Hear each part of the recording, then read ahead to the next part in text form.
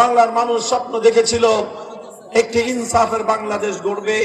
সেই ইনসাফের জন্য জুলাই যোদ্ধারা তাদের যুদ্ধ অব্যাহত রাখলো। সেই জুলাই যোদ্ধাদের মধ্যে বাংলাদেশের এক উজ্জ্বলতম নক্ষত্র তরুণ জুলাই যোদ্ধা শহীদ শরীফ ওসমান হাদি ইনসাফের পথে লড়াই করতে করতে রাজপথে গুলিবিদ্ধ হয়ে শাহাদাতের মৃত্যুর বরণ করলো, কিন্তু ফ্যাসিবাদের সামনে মাথা নোয়ায় নাই।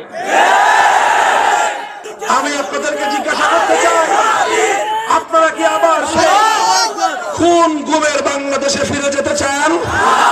আপনারা কি আবার সেই হত্যাকাণ্ডের বাংলাদেশে ফিরে যেতে চান? আপনারা কি আবার সেই সন্ত্রাসবাদের বাংলাদেশে ফিরে যেতে চান? আপনারা কি আবার দুর্নীতি লুটপাটের বাংলাদেশে ফিরে যেতে চান? আপনারা কি চান যে বাংলার মানুষ তিলে তিলে কষ্টার্জিত পয়সা দিয়ে মাথার ঘাম পায়ে ফেলে রক্ত পানি করে আমাদের কৃষক শ্রমিক মজদুর রেমিটেন্স যোদ্ধারা বাংলাদেশের জন্য যে সম্পদ জমা করে সেই সম্পদ আবার ক্ষমতায় গিয়ে একটি মহল লুটপাট করে লক্ষ লক্ষ কোটি টাকা দিয়ে বিদেশে বেগম পাড়া করুক, সেই ব্যবস্থা আবার ফিরে পেতে চান? যদি না চান, উপায় একটাই, রাস্তা একটাই, পথ একটাই। 11 দলীয় নির্বাচনী ঐক্যের পক্ষে আজকে বাংলাদেশ জুড়ে যেই গণজোয়ার সৃষ্টি হয়েছে, আপনাদেরকেও সেই গণজোয়ারে সামিল হতে হবে। 11 দলীয় নির্বাচনী ঐক্যের পক্ষ থেকে নেত্রকোনা 1 আসন, কলমাপুর এবং দুর্গাপুর কলমাকান্দাই আসনে আপনাদের জননন্দিত মাটি এবং মানুষের নেতা, পরীক্ষিত নেতা, বর্ষিয়ান নেতা জনাব গোলাম রব্বানী সাহেবকে, মেহনতি মানুষের প্রতীক রিকশা প্রতীকে আমরা আপনাদের কাছে পাঠিয়েছি। আপনারা এই রিকশা প্রতীককে নির্বাচিত করে এই রিকশাকে জাতীয় সংসদে পাঠানোর জন্য প্রস্তুত আছেন?